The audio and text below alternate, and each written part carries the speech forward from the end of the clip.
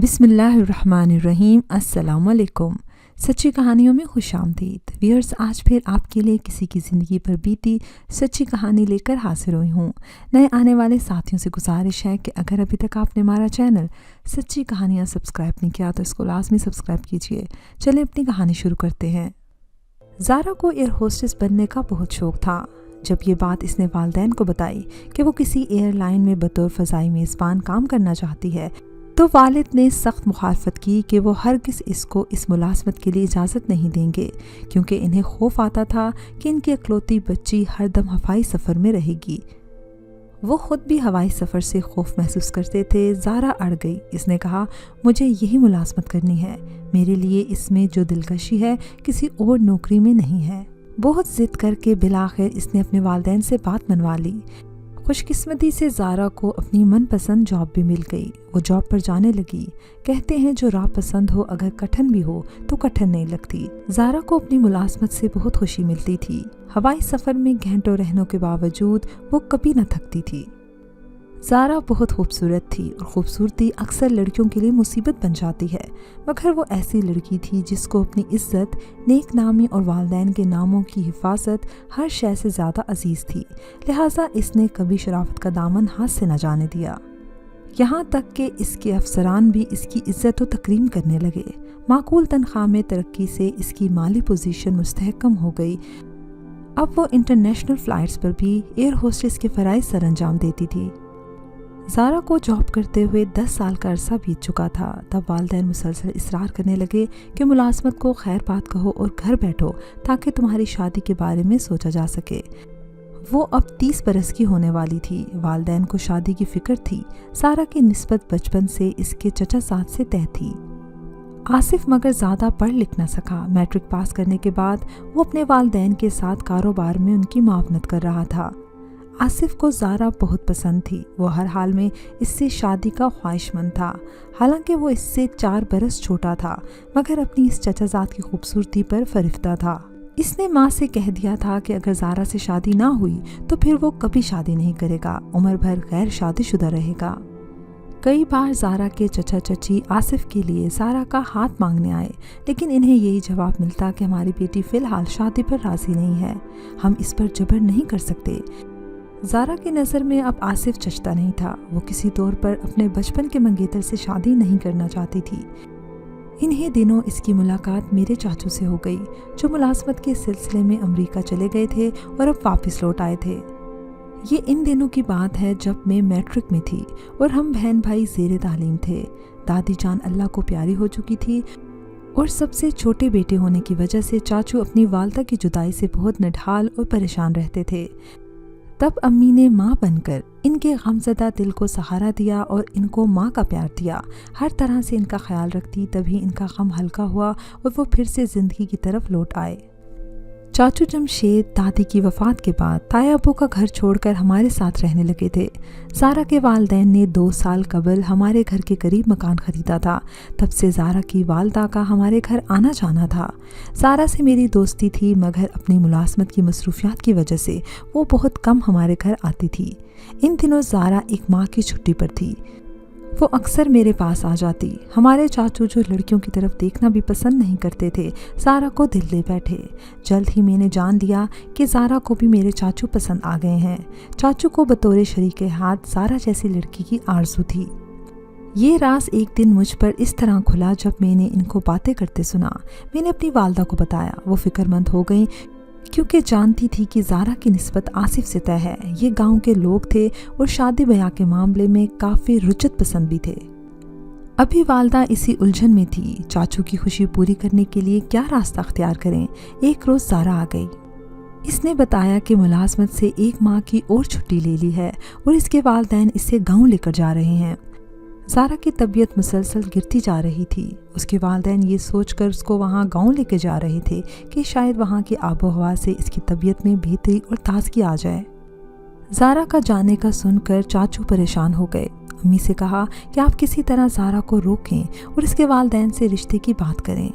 मैं ज़ारा के अलावा किसी और से शादी ना करूँगा। अगर वो गांव चली गई तो ऐसा ना हो कि इसकी शादी के मामलात पक्के कर दिए जाएं। मुझे मालूम हुआ है वो इसी सिलसिले में जा रहे हैं। आप हम दोनों की मदद करें प्लीज़।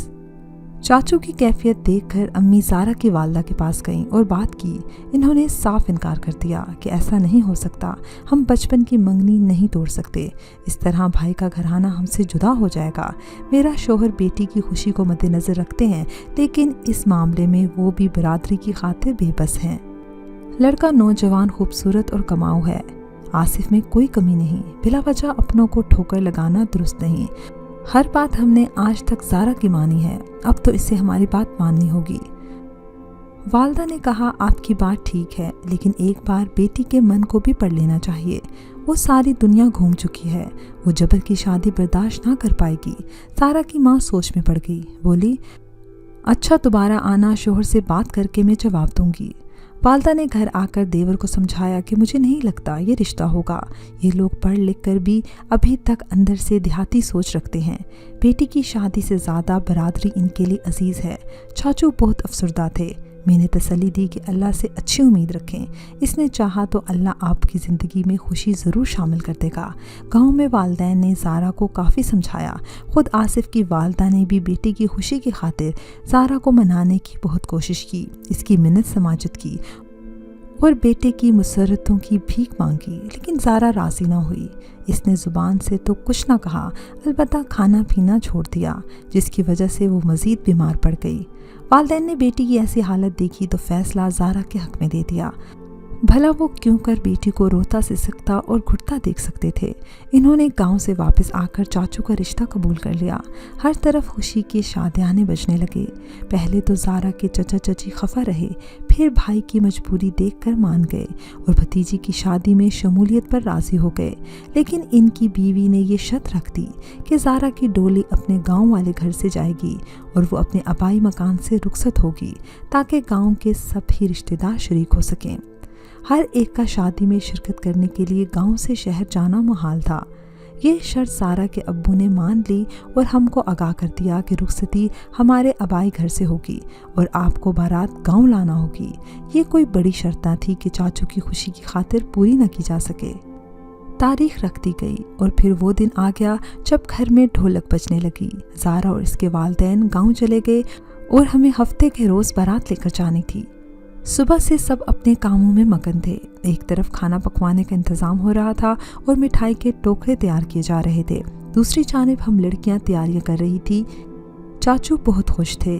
शादी में पहनने के जोड़े इस्त्री हो रहे थे कि अचानक एक कॉल आ गई। कॉल वालिद साहब ने सुनी और फिर शादी का घर मातम कदे में तब्दील हो गया कि ज़ारा अल्लाह को प्यारी हो गई थी। कुछ समझ में नहीं आया कि ये सच है या किसी ने मजाक किया है, मगर ये सच था। जो चीज़ें जहाँ पड़ी थी वहाँ पड़ी रह गईं और हम सब गांव रवाना हो गए। जब वहाँ पहुँचे, सहन लोगों से भरा पड़ा था और कमरे में ज़ारा लेटी हूर जैसी लग रही थी। चारों तरफ गुलाब के फूल थे जिसमें वो छुपी हुई थी। सबने चाचू को रोका मगर वो ना रुके। अब्बू के साथ वो भी कमरे में चले गए ज़ारा का आखिरी दीदार करने। कहने लगे, ज़ारा उठो, हम आए हैं बारात लेकर।